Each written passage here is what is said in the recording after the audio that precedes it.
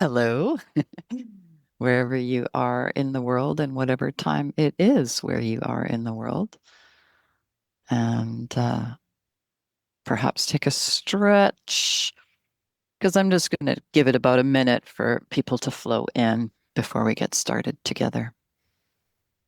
And if you need a glass of water, I want you to think about things that could provide you comfort for our 75 minutes together. So, water, tissue.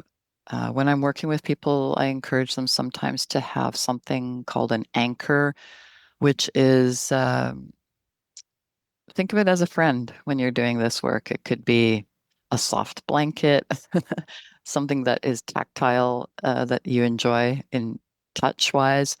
I have these little rocks here that are really soft, and I like to kind of do this with them with my fingers. I've got a few of them here. I have clients that use like a stuffed animal or something soft, or like the favorite book. For some people, it could be a photo of something meaningful to you in front of you. And what this is it just reminds your nervous system, yes, we're in a safe space to do some exploration and witnessing of our internal family of parts. So it looks like everyone is here. So I think we're going to get started. All right. So again, welcome everyone. I'm really glad you're here. And before we begin, I want to name that this is an experiential workshop, which basically means that we're not trying to do IFS perfectly or even particularly well. It's this way we can become aware of and release the pressures maybe around getting it right. This is more about getting to know, getting to understand.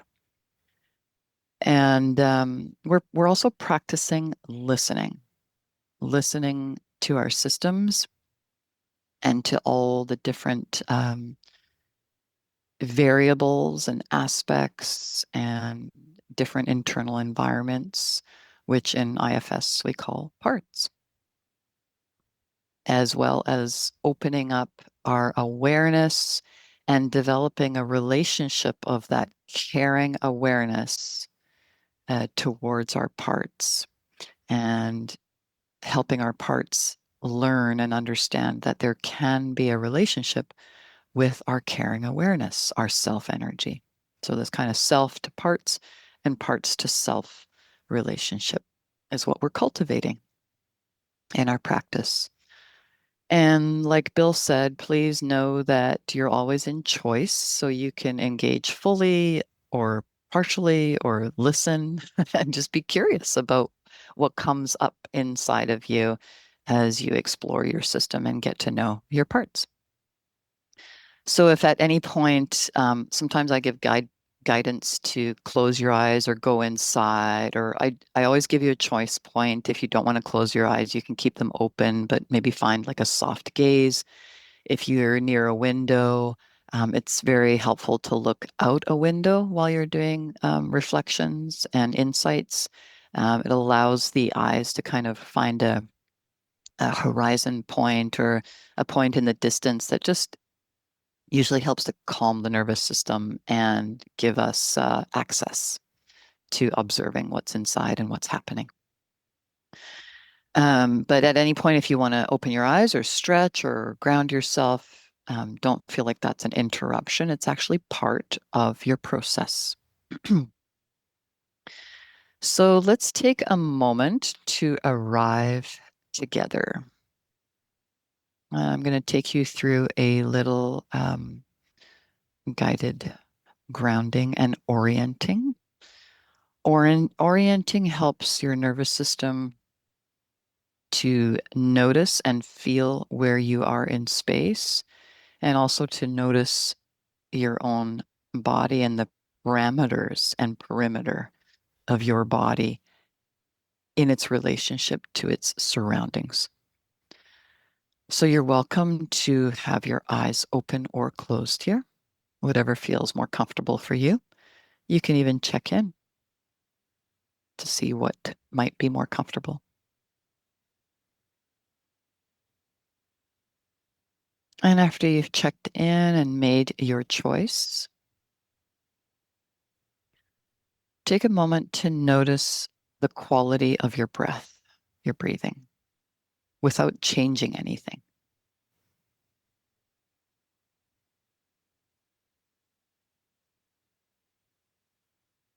And notice if the breath wants to change, that's fine. You're just kind of following it with your awareness. So you're simply paying attention to your breath.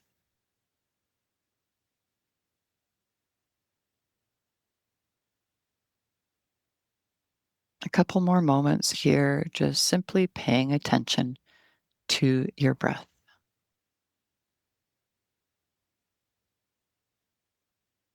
And notice that that helps you to bring your attention inside from whatever it was engaged in outside, externally.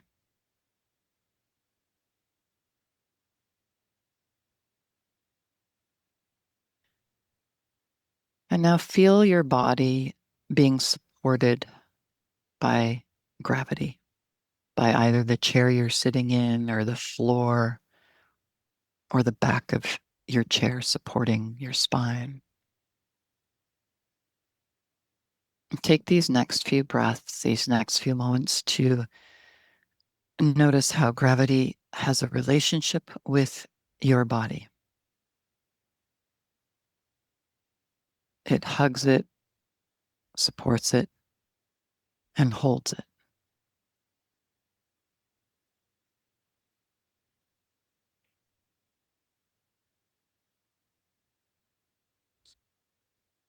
And now bring your attention towards one point of contact that you feel that feels neutral or pleasant.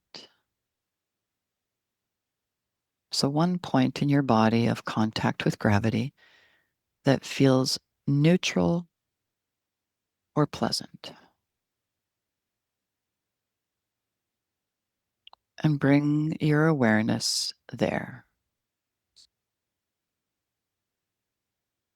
We're simply practicing bringing your attention there.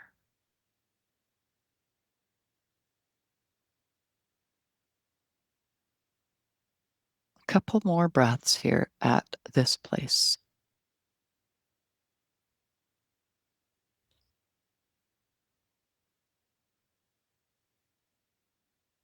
And continue to let your breathing, your breath be exactly as it is, with you noticing it.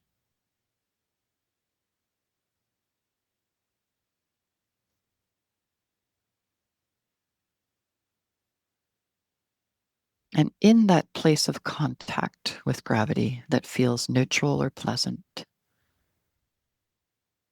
you can say internally to yourself, right now, in this moment, I am safe enough.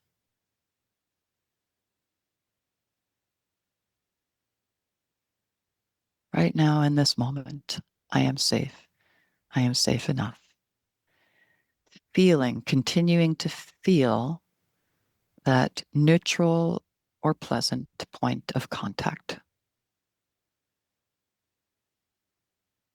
2 more breaths here.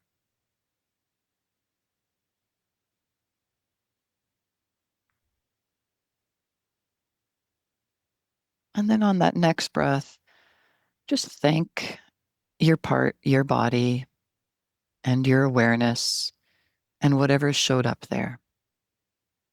Just take a moment to thank it.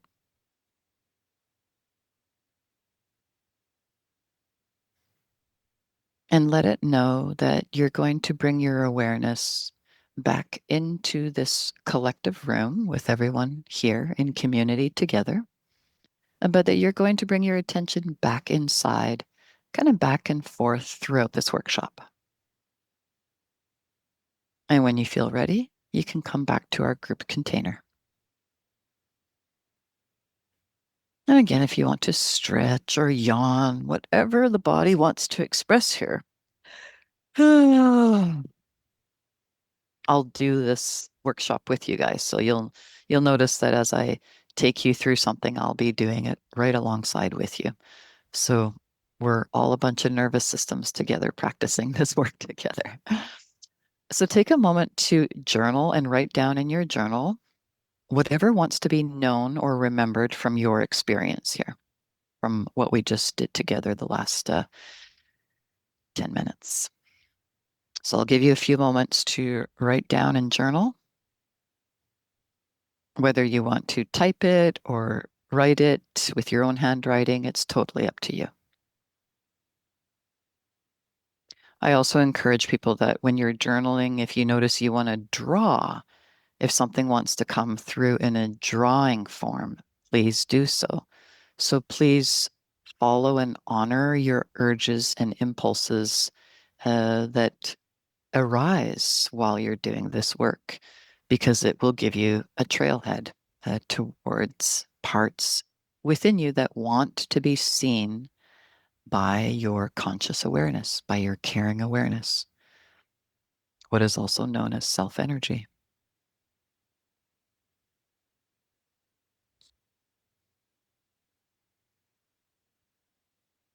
So, whether you want to journal with writing or drawing or symbols, it's all good.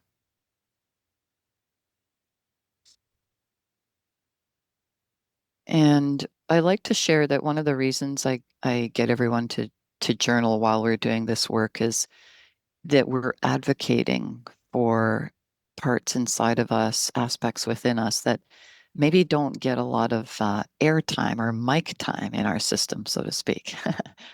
Or maybe they get a lot of airtime when they are flooding us and dominate, but they don't get a lot of awareness.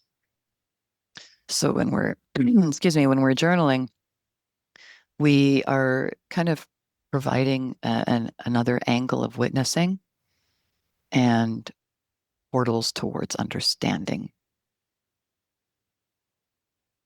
And this is what we do in this work is we create internal uh, befriendings and relationships with these different parts within you, with your internal family of parts.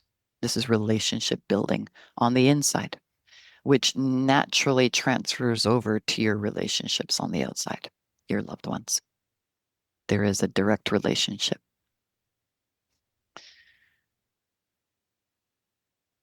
I'll give you another moment to finish up any journaling there.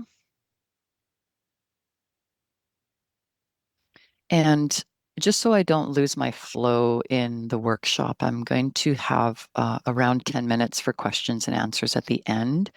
Because I noticed that if I start answering questions in, I get easily distracted. My distracting parts are like, whoo, pretty kitty, and boom, they'll go down that path. And it usually is still quite insightful and interesting and entertaining, but I kind of can lose my flow. So if you can write down your questions, then I'll be sure to answer them at the end. So reframing triggers. By the way, there's also a handout that yeah, some of you may have received that already in your email for this workshop, or it'll also come after the workshop as well. You'll get a handout as well. Reframing triggers. So triggers and activations.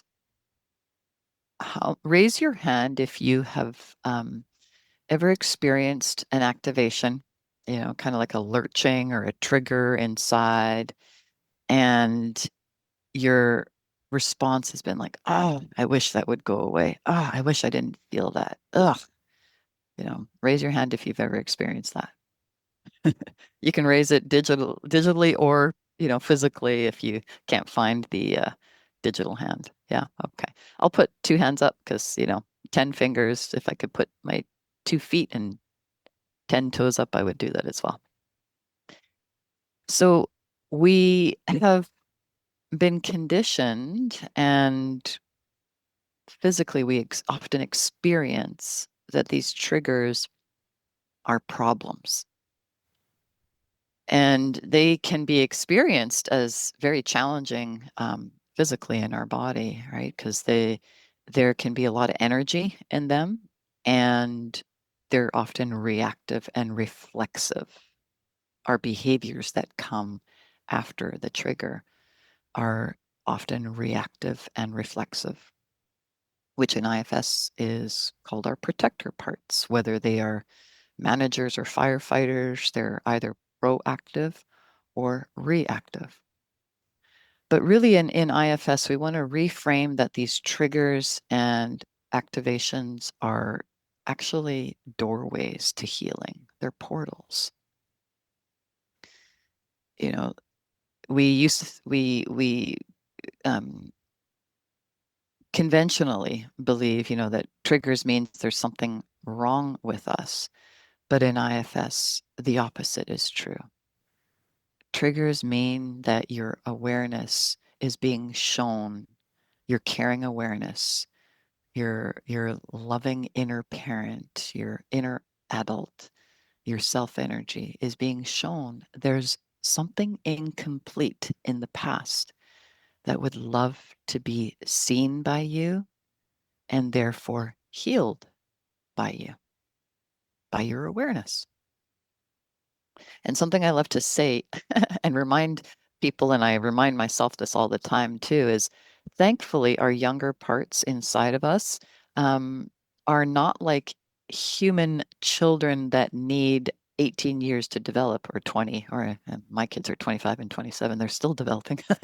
They don't need as much time to develop as our human children. Often when these energies within us are witnessed by our awareness, transformation happens in real time, in real present time. And it's that repeated witnessing that heals them. And so I don't like to give numbers on healing, but there is this saying in traditional Chinese medicine that is just wonderful. I grew up with traditional Chinese medicine, that for every decade that we've had symptoms or an illness or a sickness, uh, put forward a year of work. Yeah. So if we think of like, okay, 30 years old, 40 years old, 50 years old, or I'm 53, okay, 5 years of doing work is a drop in the bucket compared to the 50 years of my conditioning and programming.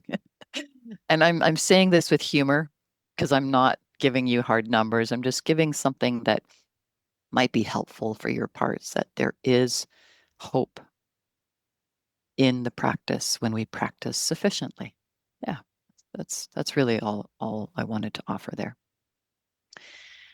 So in IFS, triggers are intelligent signals. They're messages, as I was saying, from protective parts that have learned very early on how to keep us safe. And the ways that these protective parts have learned to keep us safe have been all influenced by how you grew up, your home of origin, your environment of origin, and your conditioning in that home of origin, which included the rules for living, so to speak. And here's the thing about rules for living. Most of the time, they're unspoken. They're just kind of like known and assumed, but they're often not said out loud. They're learned through you observing your caregivers.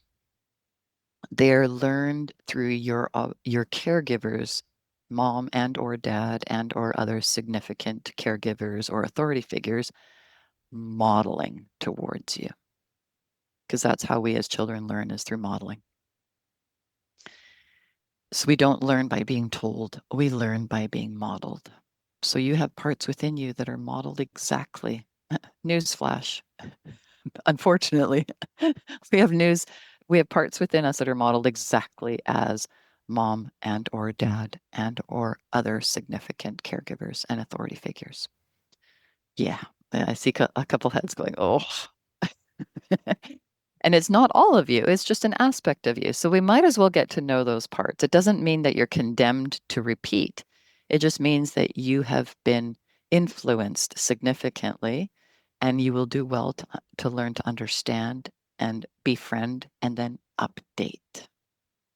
Okay. So from a somatic perspective in somatic IFS, the body remembers what your nervous system had to adapt around in your home of origin, in your upbringing. So something a saying that I really like, that's really helpful to remember, and you can write this down.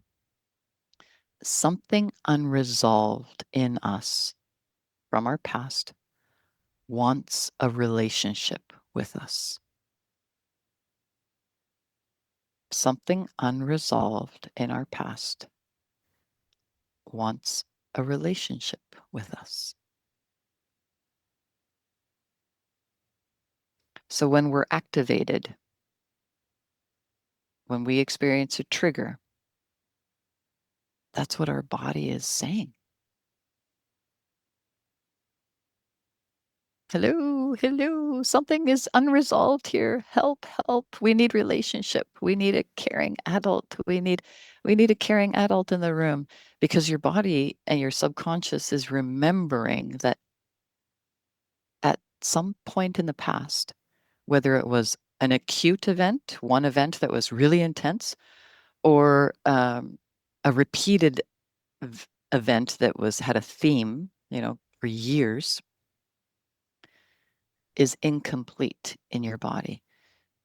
And incomplete means there was insufficient attunement, insufficient care, insufficient energy of an adult helping you just by either being with you or attuned, paying attention to you, or verbally offering comfort or safety or soothing, or physically offering comfort, soothing, or safety.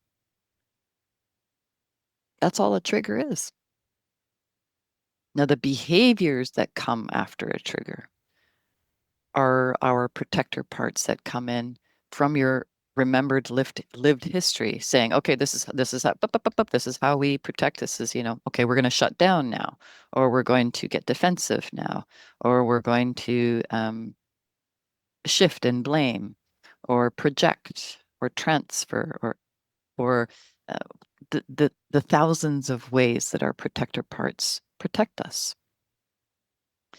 And protector parts are not wrong in what they're doing. They do it from the age that they learned to do it. So they do it from a kind of an age regressed state.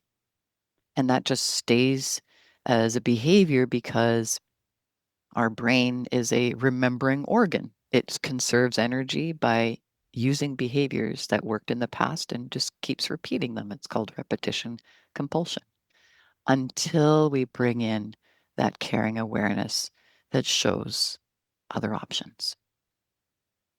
But this is difficult when our body is,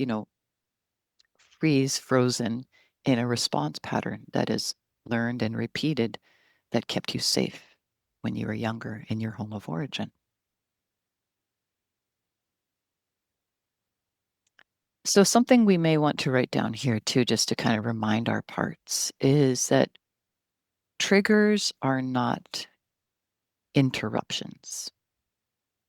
Well, actually, in a way, they are an interruption. They're saying, help, help, mom and or dad. But they're not an interruption to your healing. They're actually a doorway towards it. That's the reframe. They're not an interruption to your healing. They're a doorway towards it. What in IFS we call trailheads.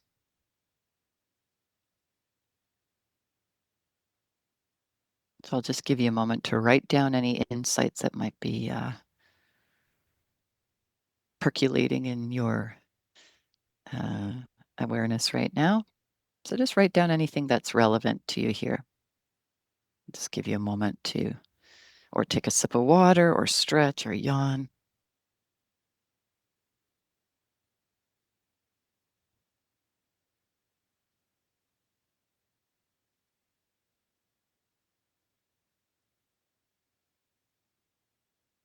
Okay. So in IFS, a trailhead is, and in this case, we're talking about triggers as trailheads or activations as trailheads. Haha, thank you. The obstacle is the path. Yes, I love that saying. That's a great saying. Yeah. Yeah. The trigger is the opportunity. The obstacle is the path. Or what we also say in our work, what's in the way is the way. What's in the way is the way. Doesn't feel like it in the moment because our body is like, wanting to run in the opposite direction or freeze or defend or all those things. But, that's why we do this practice, because when you practice when you're not triggered, it helps when we become triggered. Because newsflash, inevitably, you will become triggered. It's inevitable. I think I get triggered every day with my kids or my partner or life, or the challenges that are inherent in living on this planet, right? And it's about how we respond to the triggers, to our young parts.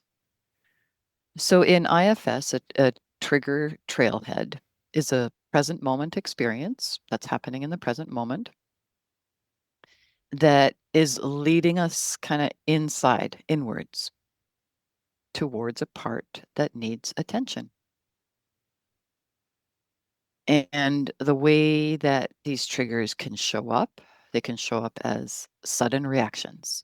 That kind of like rah, lurch. I call it lurch. It's like very um, instant and reactive and instinctive, very immediate. It can show up as shutting down and freezing, withdrawing, like just want to go to your bed and pull your covers over your head. Anyone ever experienced that? Just want to go to your bed and pull your covers over your head? I'll put up my 10 toes with that one. Yeah. It can also show up as overfunctioning and appeasing. Appeasing also is known as people pleasing. So overfunctioning. I call it the overs.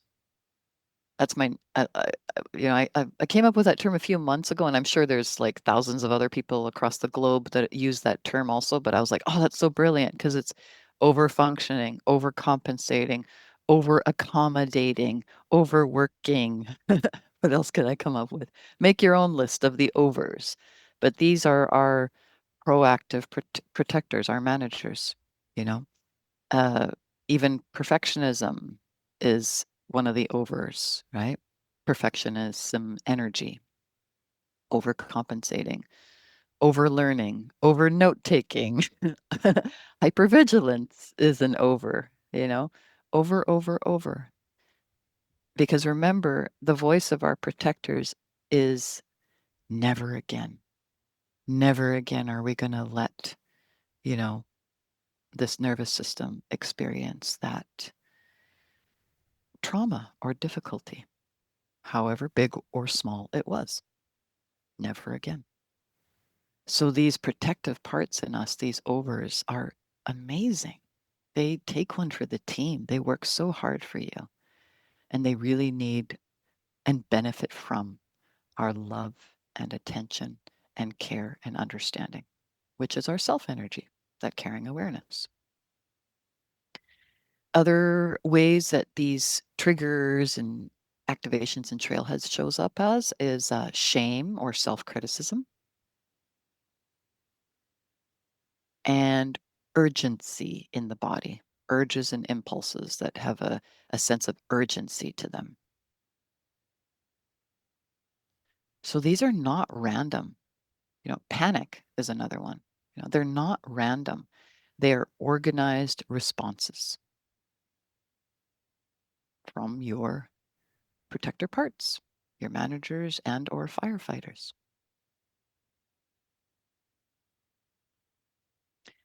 And these protectors are not, again, they're not obstacles to healing. They are the doorway.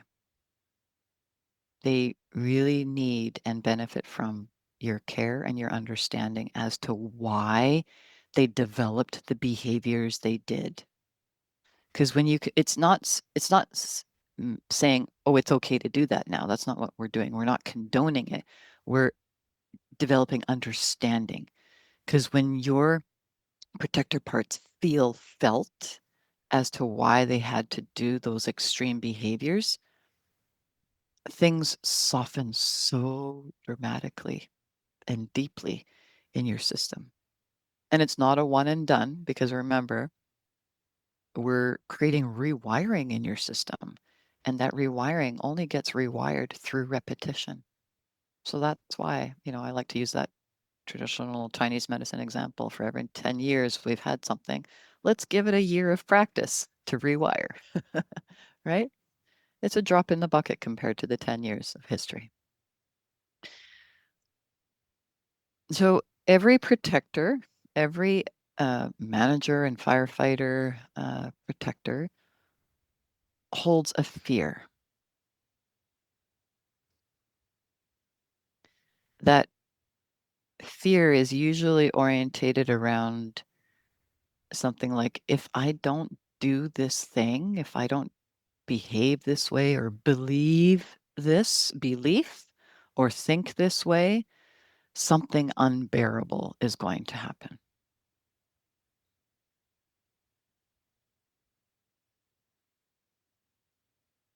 That's what most protectors' fears are.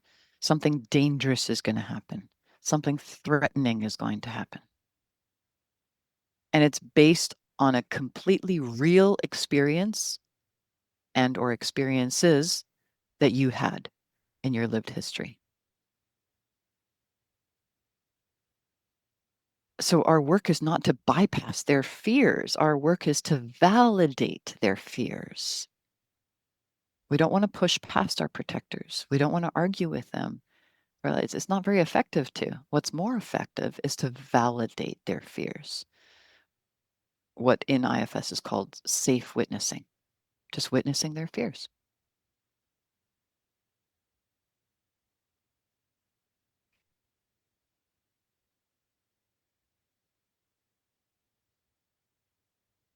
So safe witnessing means a few things. It not only means listening, like truly listening to receive information, even if other parts come up within us that say, oh, that's not wrong, that's not right, that's whatever they say, right? That's okay. We can hold space for that too. But safe witnessing means, besides paying attention, it means no fixing, no agenda.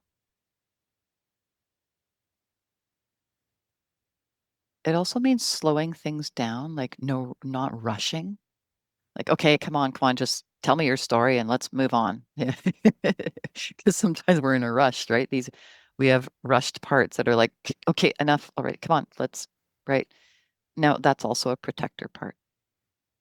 So if we slow down to hear that protector part's concerns about why things need to move fast, it might tell us, well, if you didn't move fast when you were a kid, you might have gotten whacked, or you might have gotten yelled at to hurry up, right? So if we slow down to understand why that protector behaves that way, just our awareness slows down and we just let the protector do its fast thing, but we're paying attention to the fact that it needed to be fast and create understanding in that space. That fast performing protector starts to feel felt and might be in your system like, whoa, wait, I don't have to be fast for you. And that starts to change things. So I'm just giving examples here. Another aspect of safe witnessing is no spiritual bypassing, which basically means like no spiritualizing away very real pain. We actually want to validate that there's parts within us that hold very real pain and they need to be heard. Their victimhood, so to speak, needs to be heard by the caring adult in you. Because all of us in this room right now are adults. And we have the ability to practice extending our caring awareness towards these younger parts. So asks, the over comment was all about protectors when they are triggered and activated. Yes. Yes, correct. So safe witnessing is the presence of your caring awareness saying, I see you. I'm here. You make sense. I see you. I'm here. What you're saying, what you're sharing, what you're feeling makes sense.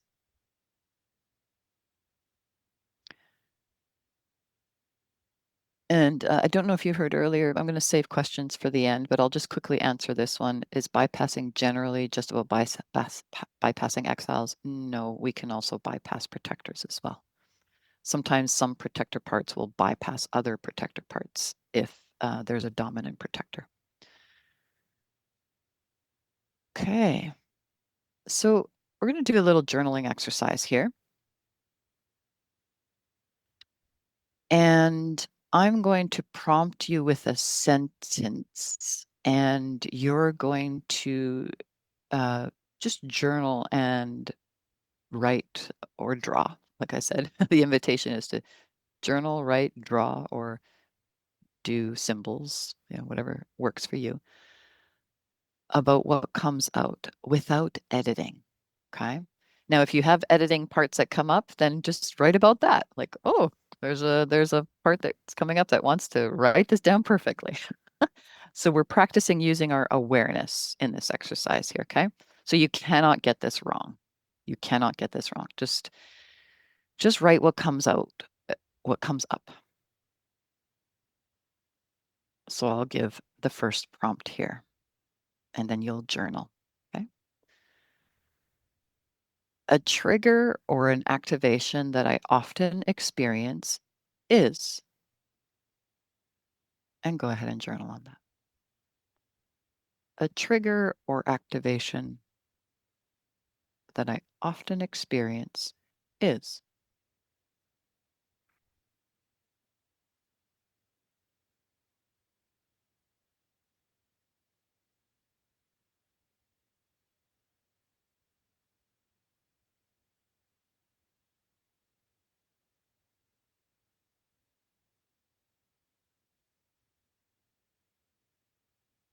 A trigger or activation I experience often is.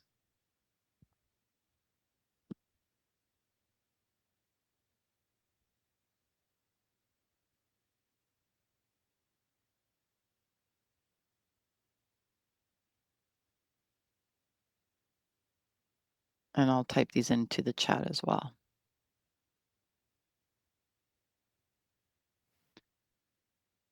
And don't worry if you don't get, full journaling time. Just for the concern of time, I will move through these. You can always do a little bit more journaling afterwards.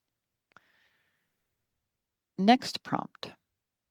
When it shows up, my body tends to. When it shows up, my body tends to.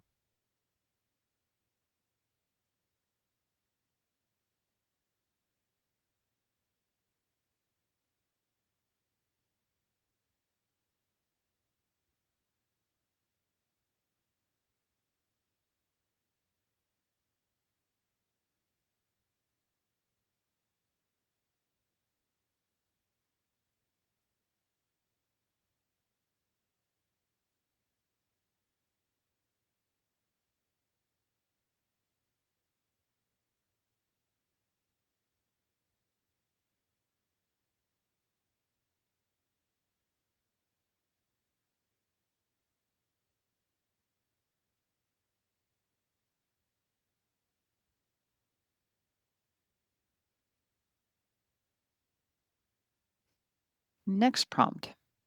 If this reaction had a protective intention, it might be trying to. If this reaction had a protective intention, it might be trying to, and journal. Journal from there.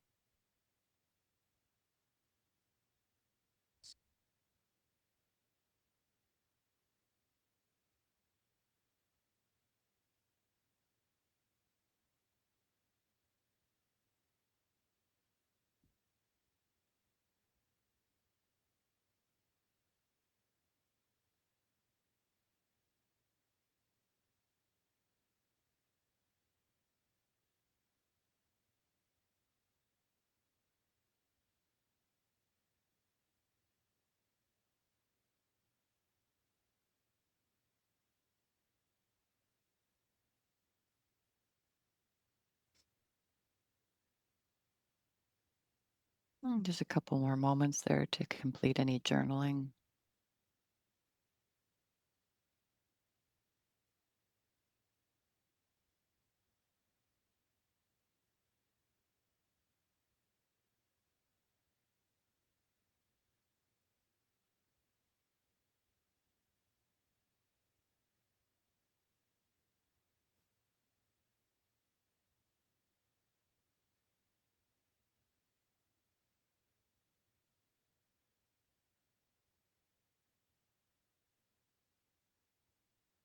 So something that's important to remember here is that we're not trying to solve or fix anything here.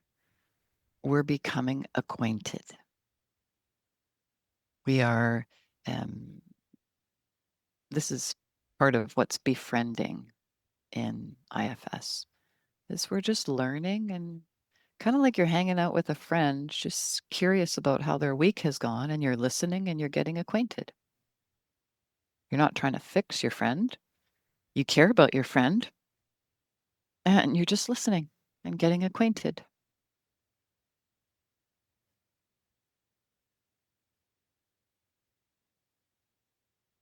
So we're going to transition into a guided inner experience here, a guided meditation. So I'll invite you to get comfortable. And for this portion, you don't need to see me so long as you can hear me. So if you want to even lie down or lie back or adjust with a pillow, um, make yourself comfortable. Take a couple moments to get comfortable here.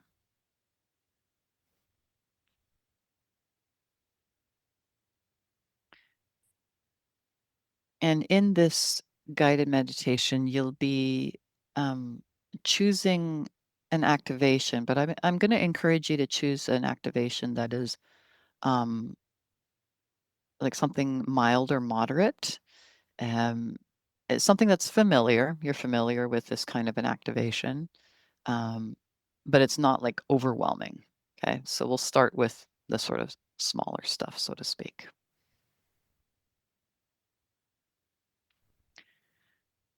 So here's an opportunity to get comfortable, a couple more breaths just to find any more degrees of comfort that might be available to you here. Making any micro adjustments in your seat or through the shoulders or neck, or if the body wants to stretch or yawn, if that helps to surrender into your seat.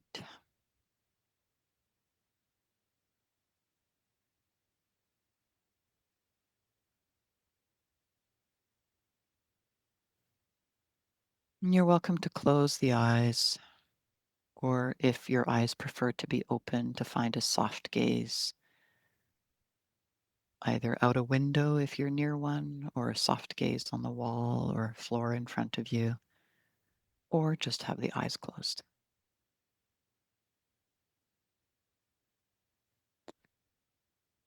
And we're going to begin by bringing to mind A recent situation, something familiar but not overwhelming, where you felt activated.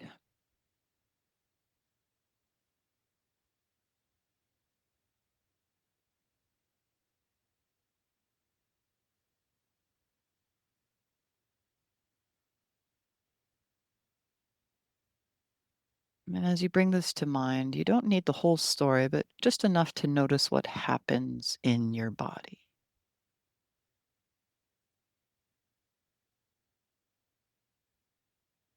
So take a moment to notice what happens in your body as you bring to mind this recent trigger or activation.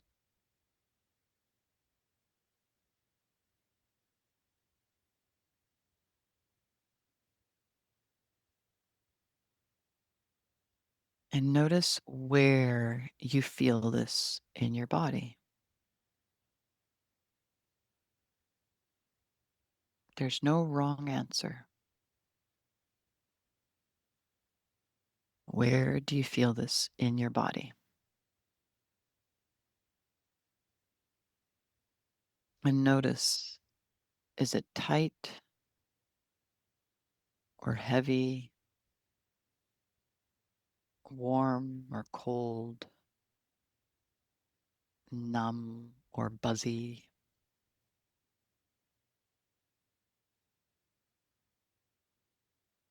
Or does it have a shape or a size or movement?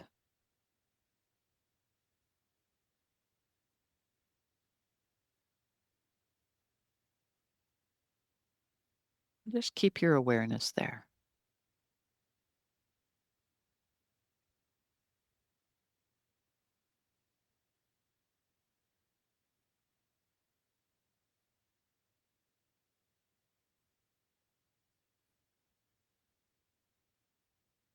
Notice that this is a part in you that reacts in this way.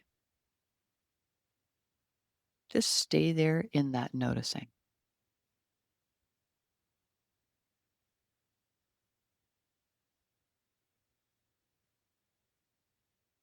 You can say hello to it in any way that makes sense to you.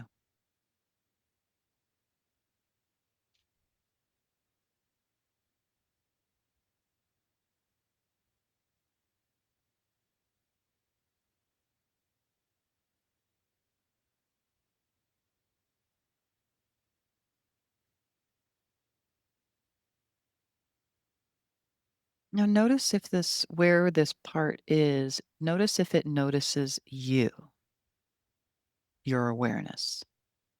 And it's okay if it doesn't, but we're just checking in to see if it notices your awareness of it.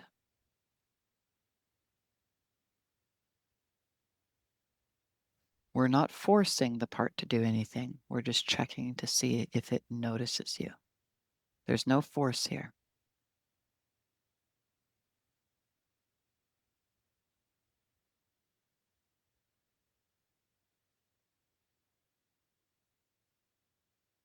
And go ahead and ask it, is it okay if I get to know you?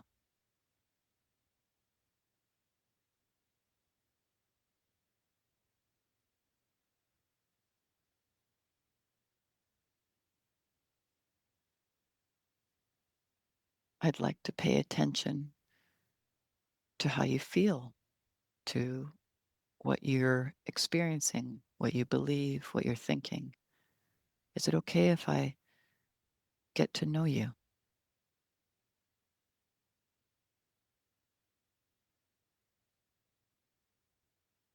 And just let your next few moments be a receiving, however this part expresses towards you. Let it be exactly how it is. There's no forcing.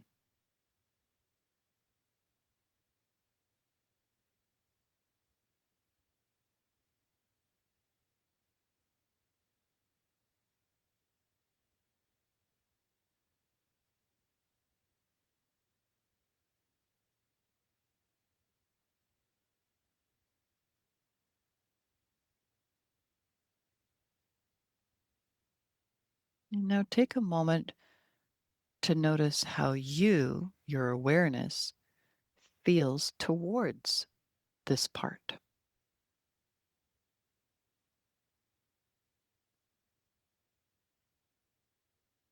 And there's no wrong way to do this. If you notice like some irritation or fear or like a sense of urgency, that's totally okay. It just means there's another part present and that's allowed. That's okay. You don't need to change anything. If you notice that your awareness is feeling some curiosity right now or some like care or appreciation, then there's some self energy emerging. All you're doing right now is just noticing how you feel towards this part.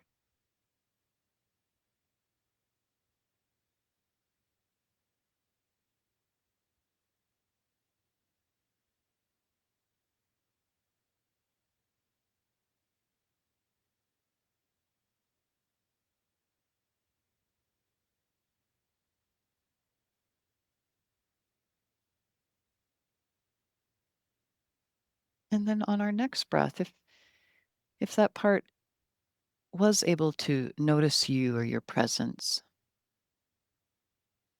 we can get curious and ask this part, what are you afraid would happen if you didn't do your job? So our caring awareness, our awareness right now is asking this part, what are you afraid would happen if you didn't do your job?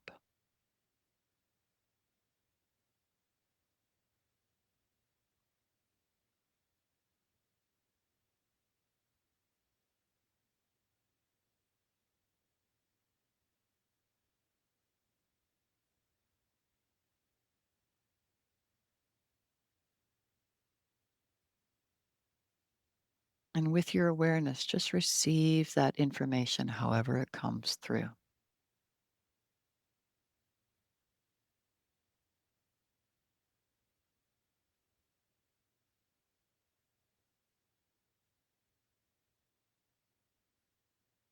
And we'll offer this part a little updating. No, only if it feels welcome. If it wants some information from you, from your adult awareness.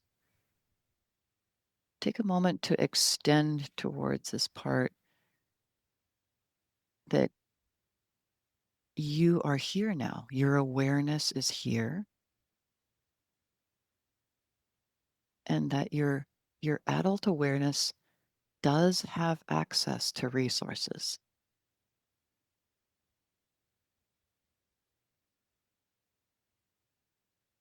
to help it or to pay attention to it,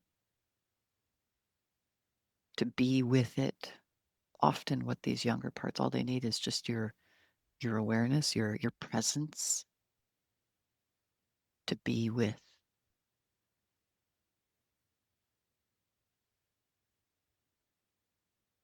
If it feels right for you, you can let this part know that they don't have to carry this all by themselves anymore, that they're not alone anymore. Your awareness is here with them.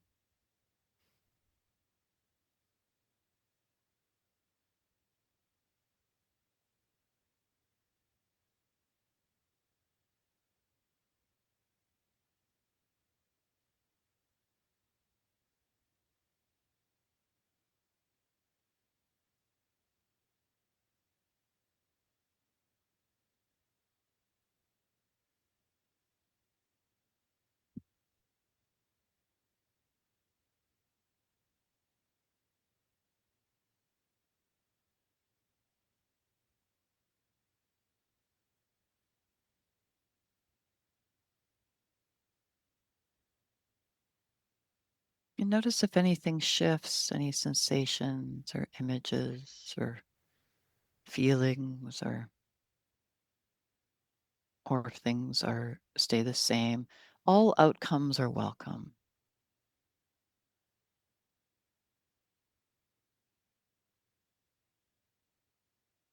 And then thank the part for sharing its experience with you.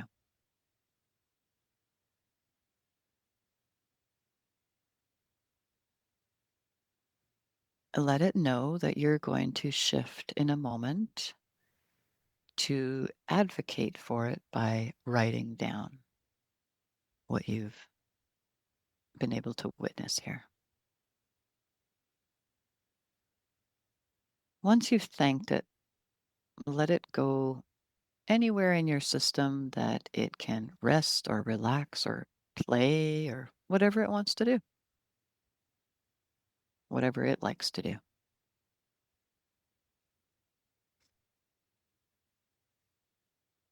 And at your own pace, when you feel ready, we can slowly come back to the room and take a few moments here to journal and advocate for this part. So you're just journaling what it wants you to know, what was shown, what wants to be remembered. I'll give you a few moments to do that.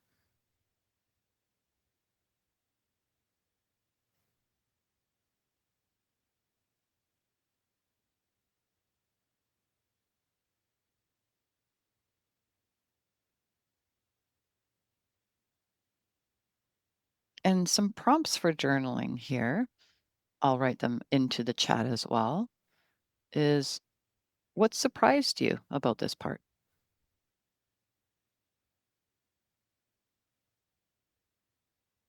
Oops. I'll drop them into the chat as well. What surprised me about this part was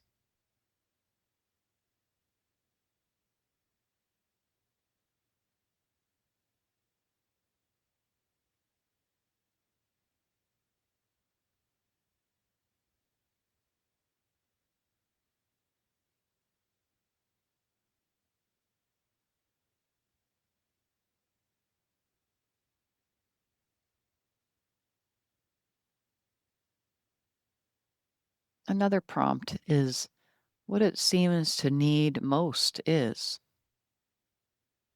What this part seems to need most is.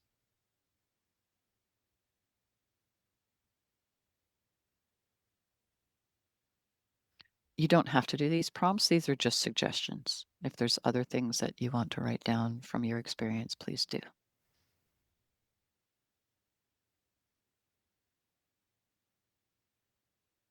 Another prompt might be after witnessing the part, I noticed, after witnessing it, I noticed.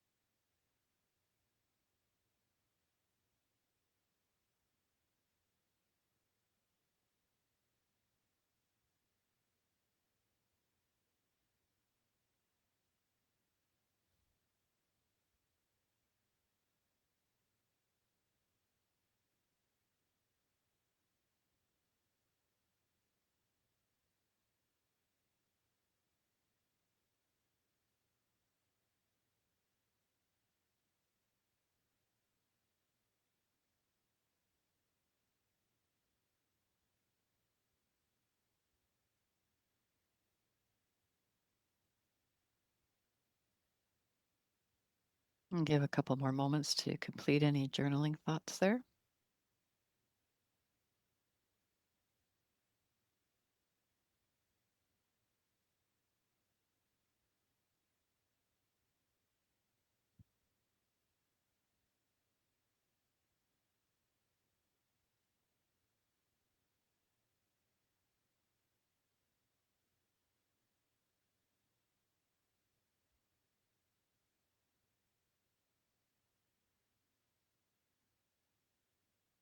And if you want to stretch or yawn or stand up and stretch, it's all welcome.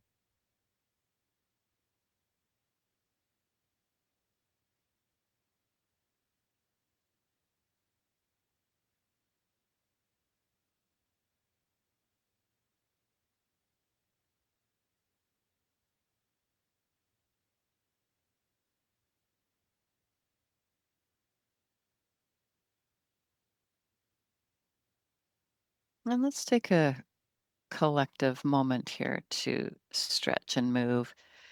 So if you have a yawn inside of you that wants to get expressed, you can do that. And a stretch. It was early for me this morning to get up on a Saturday morning at 6. My body didn't want to. So these stretches and yawns feel good. Oh. And after journaling and after witnessing parts, there's aftercare that you can provide for yourself. Aftercare, self-care. So hydration, drinking water or tea, something warm, or coffee or whatever your preference is. And some movement is always helpful to integrate. Time in nature, a walk, your favorite activity. These are great ways to integrate after you've witnessed. So gentle, self-care, aftercare, hydration, movement, time in nature.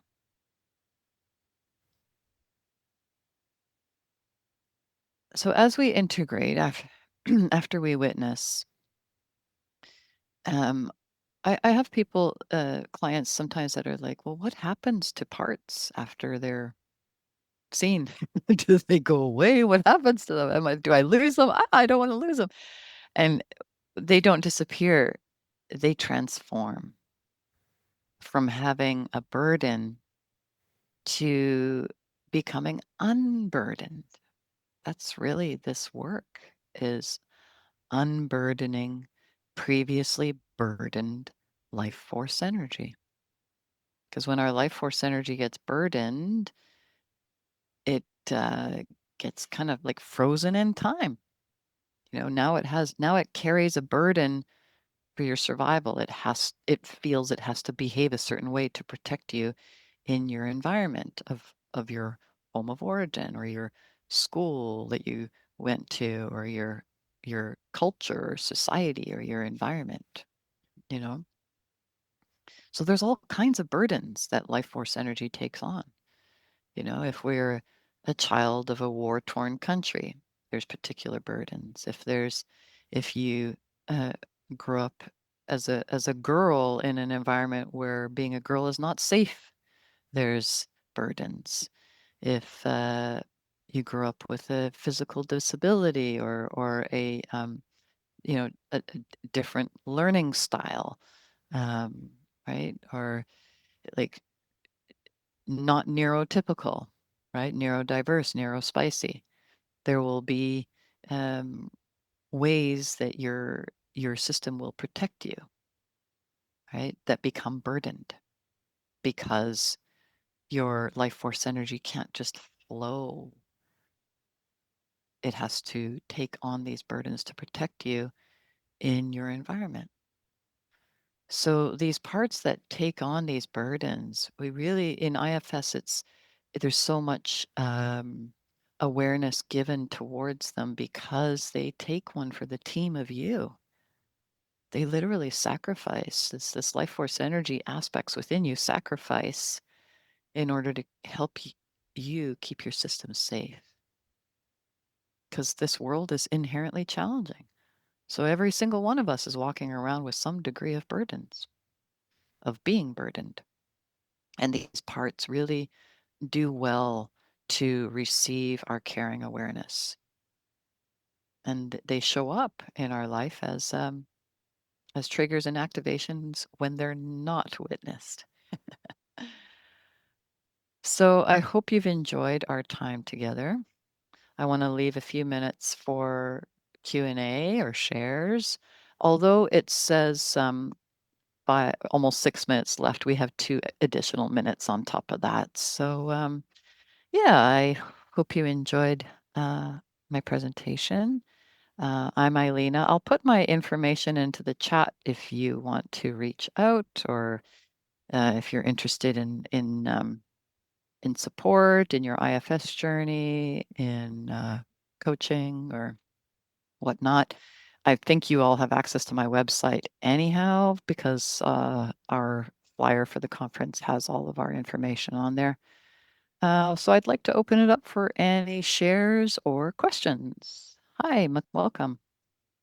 Ralde, hey everyone, I'm Mukund calling in from Apache territory near Navajo in USA territories.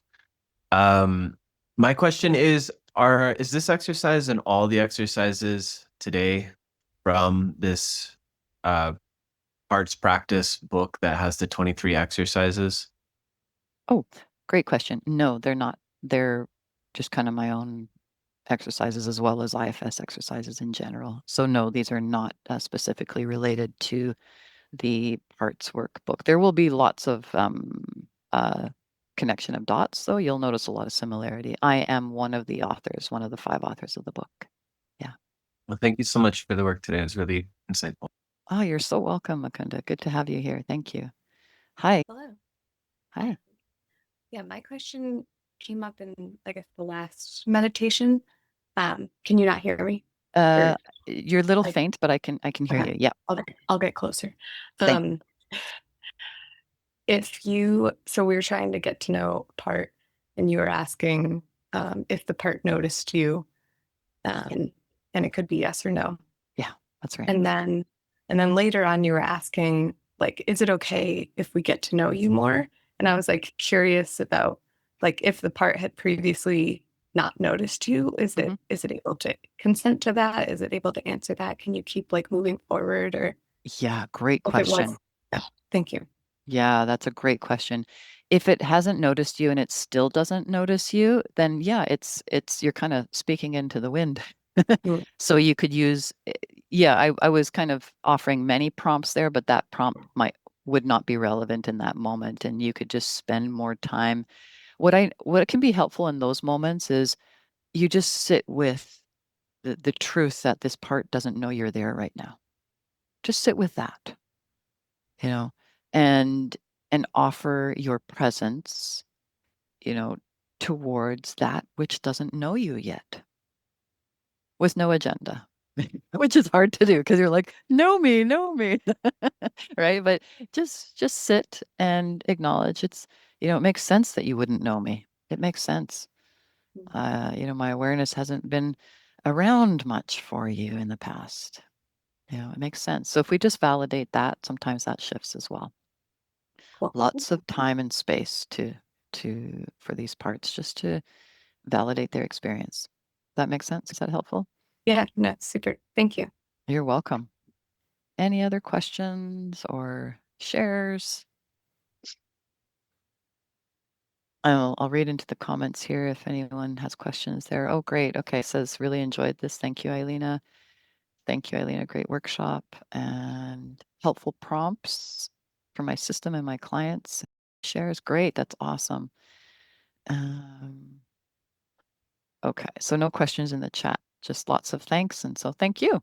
Hello. Hi, I just pretty much wanted to say thank you also. Aw. It was really wonderful. I have shed many tears here. Um, when you mentioned urgency, I connected with that. And Mm. I feel it now. Yeah. Anyway, it was really helpful, and we're both excited. Thank you. That's it. Thank you. Thank you for beautiful share. I love how you say we're both excited. Mhm. That's great. Great acknowledging and validating. Thank you. Hi, thank you. It was great workshop. I enjoyed.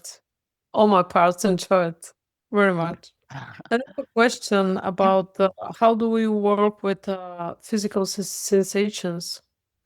I believe this is preverbal parts or something happen preverbal before we start talking.